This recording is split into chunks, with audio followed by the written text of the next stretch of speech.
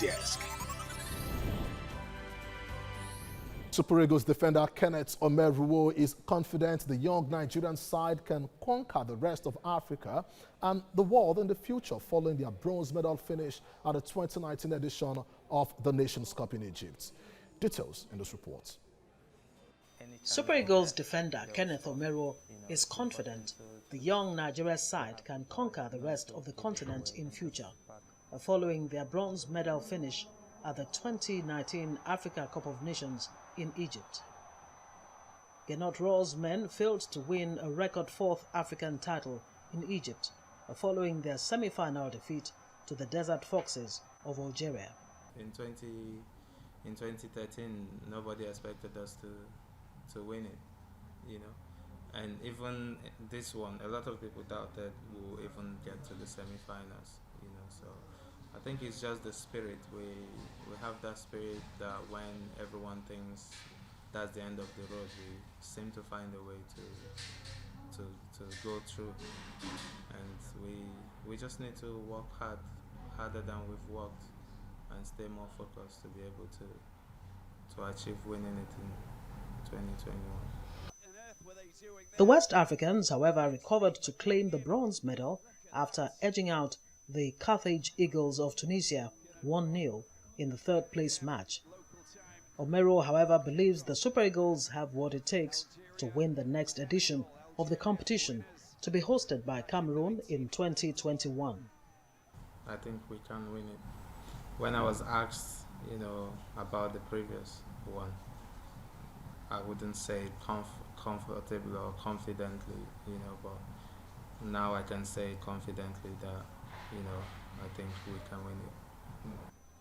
The Super Eagles will face West African neighbors Benin Republic, Sierra Leone and Lesotho in Group L of the AFCON 2021 qualifiers. TVC Sport Desk.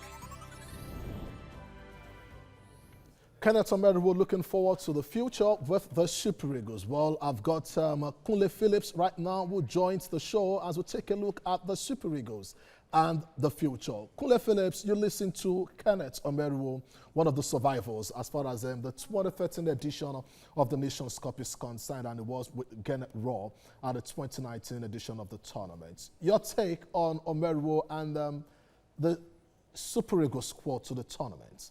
Yeah, I think for Kenneth Omeruo, it was actually spot on in the utterances he made, considering the fact that the Super Eagles showed a lot of, they showed a lot of guts in the tournament. They actually gave a very good account of themselves because for me, I didn't give them a chance looking at they had a very good preparation, but you know, the fact that we were not able to qualify for the last two editions, it gave me a lot of worries. But the guys were able to, you know, calm the nerves of Nigerians with that good performance. If not for the fact that, you know, the goal that was considered in the 94th minute of that game that was scored by Mahrez. No doubt about it, the Finesse deserved to win the tournament. But of course, you really want to say the Super Eagles of Nigeria also did well. One of the highest points of that tournament for me on the part of the Eagles was the fact that they were able to beat the second place African team as far as FIFA ranking is concerned, talking about the Carthage Eagles of Tunisia. So for me, with the young players that we have in our ranks, the likes of Chukwueze, we have Victor Osimhen. These are young guys. Alex Iwobi is also pretty young. So they are the future of the Super Eagles. And with the way they are playing all over the world, I think, just like Kenneth Omeruo has said, by 2021, we should be winning the African Cup of Nations.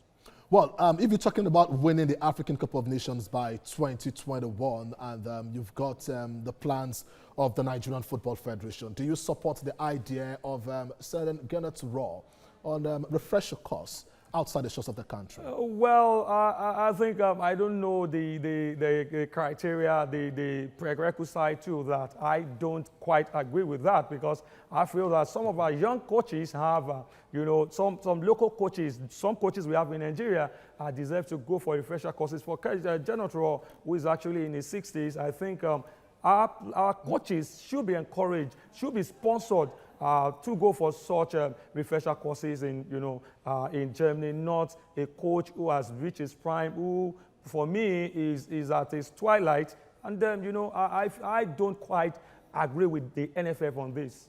Well, I must say a very big thank you, Kule Phillips, for being a part of the show today. Let's indeed leave football and go back to the slam and dunk game basketball. And Evelyn Akato, I understand, is standing by via Skype to indeed take a look at